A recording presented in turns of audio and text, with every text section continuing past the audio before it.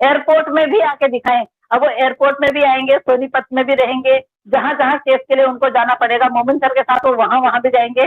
तो मैम मैं एक वीडियो देख रहा था जिसमें सचिन कहता है मैं पाकिस्तान को हिला के रख दूंगा, ठीक है।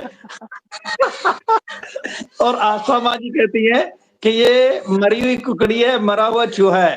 तो मुझे आज हंसी आ रही है कि पाकिस्तान को तो पता नहीं हिला के रखना था या नहीं रखना था, आज मोमिन मलिक ने इनको हिला के रख दिया है जी। अब वो हिल भी नहीं रहे होंगे।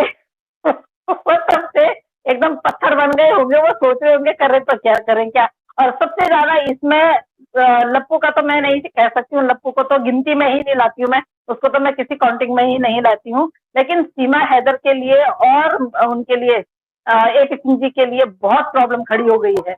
वो तो सोचने पे मजबूर हो गए होंगे कि अब हम दोनों बहन भाई, वो बोले बहन भाई क्या स्ट्रैटेजी लगाएं, क्या ऐसी वो करें कि ये आगे बढ़े या मोमिन मलिक को कुछ ऐसा करना पड़े। लेकिन शायद वो भूल गए हैं, ये मोमिन मलिक साहब जो इन्होंने इतना सारा गंद फैला रखा था, उसको साफ करते हुए उन्होंने रास्ता साफ किया। और हम लोगों को देखिए ना, अपने आप वो आगे जा रहे हैं झाड़ियां साफ करते करते, और हम लोगों को पीछे लेके जा रहे हैं, क्योंकि वो एक स्टेटमेंट छोड़ देते हैं, उस पर बोलने पे हम मजबूर हो जाते हैं, खुशियां मनाने पे मजबूर हो जाते हैं। और उसमें हम लोग अपनी अपनी राय किस तरह से प्रदर्शित करते हैं वो आप देख ही रहे हैं। जिस तरह से आप देख रहे हैं, जिस तरह से आप खुश हो रहे हैं, हम खुश हो रहे हैं, हम बातें कर रहे हैं। और हम वहां तक, मैंने तो वहां तक भी सोच लिया कि एक दिन ऐसा आएगा जब हैदर भाई आएंगे और मैं उनके बगल में बैठ के उनको कुछ क्वेश्चन पूछ रही होंगी। तो मैंने तो वहां तक की सोच ली है। बिल्कुल इंशाल्लाह, क्यों नहीं। मैं खुद इसमें जो आपने बात की, बिल्कुल अगर इंशाल्लाह अल्लाह ने चाहा तो हम लोग भी कोशिश करेंगे कि हैदर भाई के साथ आए। और एक एडवेंचर है, बल्कि एक बहुत बड़ी अपॉर्चुनिटी भी है कि हम अगर उनका साथ दे सकें इस हवाले से। और मोमिन मलिक साहब का भी बहुत शुक्रिया कि उन्होंने पूरी लीगल टीम के हवाले से एक बड़ा इस चीज को किया। असल क्रेडिट तो नहीं जाता है। आप मुझे ये बताएं, AP सिंह अब इस सारी कार्रवाई को किसी तरीके से रुकवा सकता है या अभी कोई वीजा में प्रॉब्लम आ सकती है हैदर के? नहीं नहीं, जीजा जी आ रहे हैं तो उनको वो करना चाहिए ना, उनको तो अब स्वागत का प्रबंध करना चाहिए। वो तो कह रहे थे आके दिखाए, एयरपोर्ट में भी आके दिखाएं। अब वो एयरपोर्ट में भी आएंगे, सोनीपत में भी रहेंगे, जहां जहां केस के लिए उनको जाना पड़ेगा मोमिन सर के साथ, वो वहां वहां भी जाएंगे। और मुझे लगता है कि अब मोमिन सर की जो फाइल्स वगैरह है, जो फाइल का बैग होगा और जो उनका बैग होगा, जो फाइल की जो पन्नी होगी, उसको पकड़ते हुए जीजा जी के साथ में साले साहब को जाना चाहिए। और साले साहब का बिल्कुल कर्तव्य बनता है कि इस तरह वो जाएं। जिस तरह से उन्होंने बोला कि ऐसे चूजा नहीं ले जा सकते हैं, एक बार आके तो देखें और हिंदुस्तान की धरती में उतर के तो देखें। तो बिल्कुल वो दिन आ गया है, बहुत नजदीक आ गया है, और बहुत जल्दी उनका वीजा लगेगा। और मैं तो ईश्वर से प्रार्थना करती हूँ जितनी जल्दी हो सके वो आए, क्योंकि वो साइनिंग अथॉरिटी होंगे अपने केस की। और वो जिस तरह से गवाही देंगे, जिस तरह से अपने केस की साइनिंग अथॉरिटी है, अपने केस को अपने सामने सुन पाएंगे, आमने सामने सवाल जवाब कर पाएंगे, ये अपॉर्चुनिटी भी उनको मिल रही है। तो जीजा जी अब कटघरे में खड़े होने के लिए तैयार हो जाए जी। बिल्कुल सही बात है। और सचिन की भी दरीना ख्वाहिश पूरी हो जाएगी, जो वो कहता था कि जनाब वो फाइनल का सामना कैसे करेगा, ये नहीं मुझे समझ आया करेगा, ये क्या करेगा अभी? मैंने बोल दिया ना, अब अभी आपकी लाइव, अगर फेसबुक सर की लाइव, आपकी लाइव अगर वो देखते हैं तो मैंने बोल दिया है, उसको डरने की जरूरत नहीं है। देखो, माँ 4 बच्चों को लेके आई थी, बाप 5 बच्चों को लेके जाएगा। मैंने तो हैदर भाई को मेरा संदेशा होगा, यहाँ आने से पहले मोमिन मलिक सबसे बात कर लेना, वो कागज वगैरह बना लेंगे। उसको बताना है कि गोद कैसे लिए जाते हैं बच्चे, किसी दूसरे के। आप 4 बच्चे बोलते हैं कि मैंने गोद ले लिया है, लेकिन अब एक बच्चा यहाँ से हैदर भाई गोद लेके जाएंगे, और यहाँ से उनको पता चलेगा कि अडॉप्ट करने का मतलब क्या होता है। तो 5 बच्चे लेके जाएंगे, तो उसको घबराने की जरूरत नहीं। पिताजी आ रहे हैं भैया, पापा जी आ रहे हैं, चिंता मत करो, आप घबराओ मत, माँ जी पिताजी आपको ले जाएंगे 4 बहन भाइयों के साथ में जी। बिल्कुल सही बात है। वो आस्था माँ जी तो कहती हैं कि ये भारत की कुकड़ी है, ठीक है। और भारत की कुकड़ी भारत की कुकड़ी जो है उसको बिल्कुल आप कह लें कि जिबा कर दिया आज मोमिन मलिक साहब ने, भारत की कुकड़ी को रोस्ट कर दिया आज। बिल्कुल जी।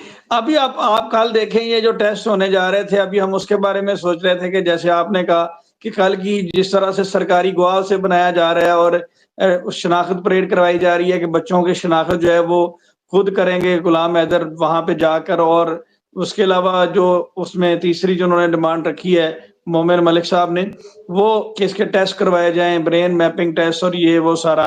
तो अब ये जो टेस्ट हैं या ये जो सारी कार्रवाई है, ये किसी तरीके से ये रुकवा सकते हैं, इसमें ये लोग क्या कर सकते नहीं, हैं? नहीं, कोई बिल्कुल नहीं। जी। जब कोर्ट से परमिशन आ जाएगा तो फिर तो उसके आगे तो कुछ है ही नहीं ना।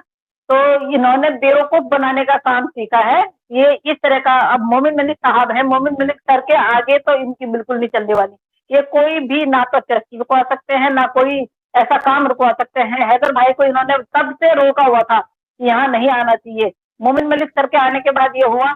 और सबसे अच्छी मेरे को बात ये लगी कि मोमिन सर ने एक पिता होते हुए एक पिता का दुख समझा और एक पिता को बच्चों से मिलवाने की सोची।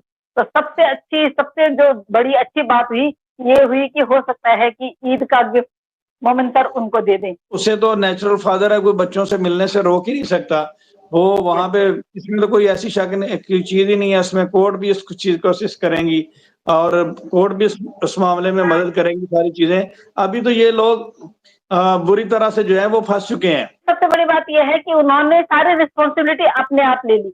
उन्होंने एक पिता का भी, एक वकील का भी, एक दोस्त का भी और एक मतलब बोलते हैं ना कि अतिथि देवो भव जिस तरह से हमारे यहाँ पे बोलते हैं, वो अतिथि को यहाँ पे बुला के और अपने घर में रखना चाहते हैं। और उनकी सबसे बड़ी अच्छी बात ये लगी कि एक पिता को अपने बच्चों से मिलाना, दूसरी कि उन्होंने अंसार वर्नी जी से जो अंदर जो कागज वागज मांगे थे, मे बी वो इसीलिए मांगे थे कि भाई आप लोगों के आने के लिए वो ये सारा वो कर रहे थे। उन्होंने आगे वो बताते नहीं है कि मैं क्या करने वाला हूँ। जिस तरह से कल उनकी जो वीडियो आई थी और आज जो वीडियो आई, उससे ये पता लगता है कि वो शायद ऐसा करना चाहते थे कि आप लोगों को भी बुलाना चाहते थे साथ में। और अंसार बदनी जी को वो दावत दे रहे हैं कि आप लोग आइए, आप लोग अपने सामने देखिए कि किस तरह से मतलब हैदर भाई अपना केस वो कर सकते हैं। और अपनी जो ये सीमा हैदर है, सीमा हैदर से भी वो बोल रहे थे कि सीमा आप आ जाइए, भले ही आप मेरे साथ मत रहिए, आप दूसरी जगह रहिए, लेकिन आप बच्चों के लिए आप आ जाइए। तो इस तरह से वो मेरे को लगता है कि कहीं ना कहीं वो व्यक्ति एक तरह टूट गया था और बाद में उसको ये करना पड़ा कि भाई चलो, मैंने अगर कुछ शाउट किया है या मैंने एंगर में बोला है तो देखो, अभी अगर मैं थोड़ा सा वैसे बोलूं तो शायद से ये सुन लेंगे।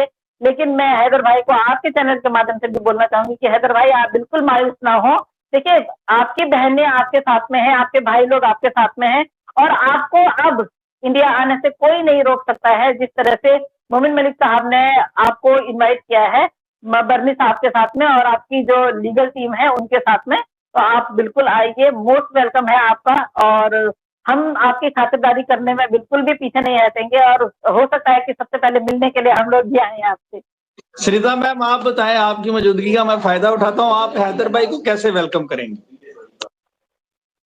अगर हमें वहां तक आना मतलब अगर संभव हुआ या हमें आने दिया जाएगा तो रियली में मतलब मैं यहाँ से एयरपोर्ट से सीधा मैं पानीपत जाना पसंद करूंगी आप सभी लोगों के साथ में, क्योंकि आप लोगों के साथ में बहुत सारे ऐसी बातें हैं जो हम रास्ते में हम कर सकते हैं। अगर मैं वहां मिलने आऊंगी तो हो सकता है कि उतने शॉर्ट पीरियड में जैसे आप भी आएंगे, रोशन अली अजीम भी आएंगे, आपके साथ में और लोग भी आएंगे और जैसे अंसार बदनी जी आएंगे और हैदर भाई तो है ही हैं।